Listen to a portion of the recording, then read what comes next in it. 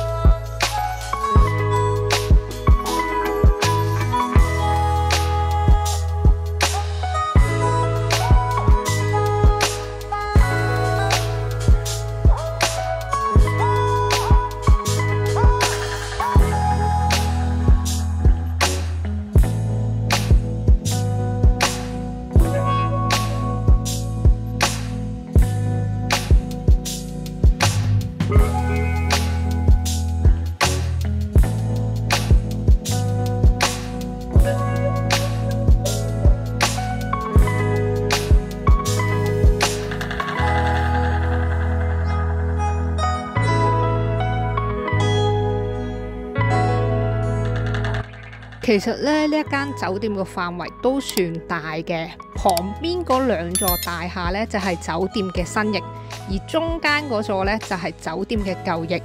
酒店新舊翼各有1個泳池，酒店嘅設施配套呢，都可以話非常完善嘅。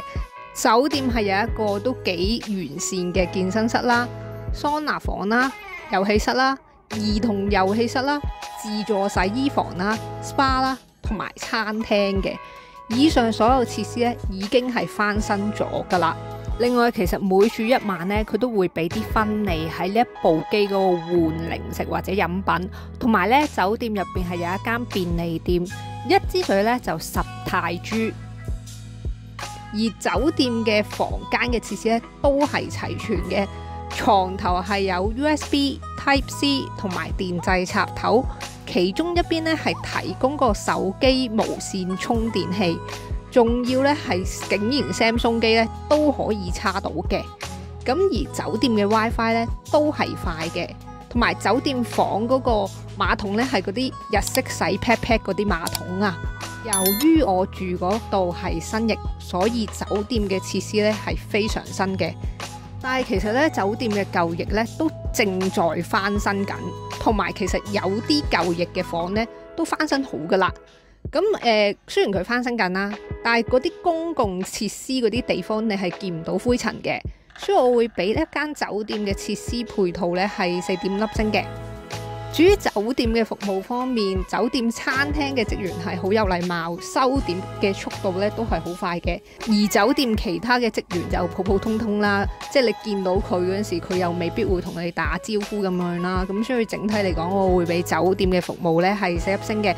至於酒店嘅清潔度方面，酒店房間係打掃得一塵不染，而酒店2個泳池嘅水咧都係好乾淨，咁所以我會俾呢一間酒店嘅清潔度係4.5粒星嘅。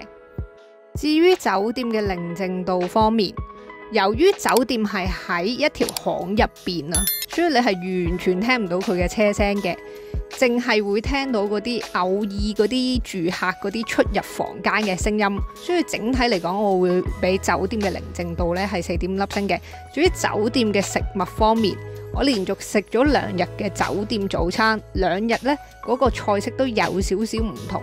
早餐係提供中式、西式、泰式、日式、印度式嘅早餐。嗱，各款嗰個菜式呢都係唔算多嘅。佢有嗰個廚師現場炒蛋，咁我就注意到佢哋都有廚師咧係定期檢查下嗰個食物嘅剩餘情況，食物嘅味道咧係唔錯。我記得我喺亞高達嗰個訂房嗰陣時咧，就每人就大概俾多40至50蚊一餐咧，就可以食到佢個早餐噶啦。我認為呢一個價錢係合理嘅，咁所以我會俾呢一間酒店嘅食物咧係4粒星嘅。總括嚟講，我覺得呢一間酒店喺各方面都做得唔錯嘅。酒店嘅設施又新又齊全，雖然地點有啲唔方便，但係酒店提供咗好頻密嘅接駁車接送啦，咁所以呢已經係可以彌補到嗰個酒店嘅地點嘅不足噶啦。我5月份住一晚 Deluxe City View 嘅房，包埋早餐係540蚊港紙，咁所以我會俾呢一間酒店嘅 CP 值呢係4.5粒星嘅。今集我又想問下大家覺得呢一間酒店如果有埋接駁車，地點算唔算方便呢？同埋今年其實我住咗3間亞屬嘅酒店，其中之2間呢都係好方便嘅，但係呢嗰2間呢都係勁嘈嘅。所以大家有冇住過一間方便嘅亞屬酒店？大間酒店唔嘈嘅呢？如果有嘅話呢，記得喺下面留言話俾我聽啦。